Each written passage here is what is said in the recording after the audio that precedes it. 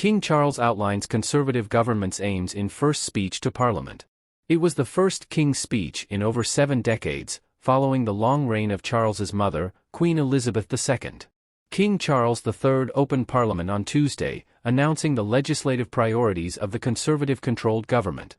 The King, dressed in full royal regalia and joined by Queen Camilla, read out a speech drafted by Prime Minister Rishi Sunak outlining the Conservative Party's agenda. My lords and members of the House of Commons, it is mindful of a legacy of service and devotion to this country set by my beloved mother, the late Queen. This is the first King's speech in over 70 years, King Charles said to open the address. The impact of COVID and the war in Ukraine have created significant long-term challenges for the United Kingdom, King Charles said. That is why my government's priority is to make the difficult but necessary long-term decisions to change this country for the better.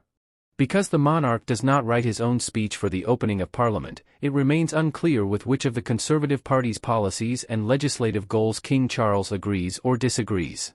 The government's promise of future licensing of new oil and gas fields was noted in the press as broadly opposed to the King's championing of green energy. This is expected to be the last session of Parliament called before the general election in 2025. The UK government is currently pursuing a tougher position on crime, hoping to pass legislation that would lengthen sentences for serious crimes and force offenders to face victims.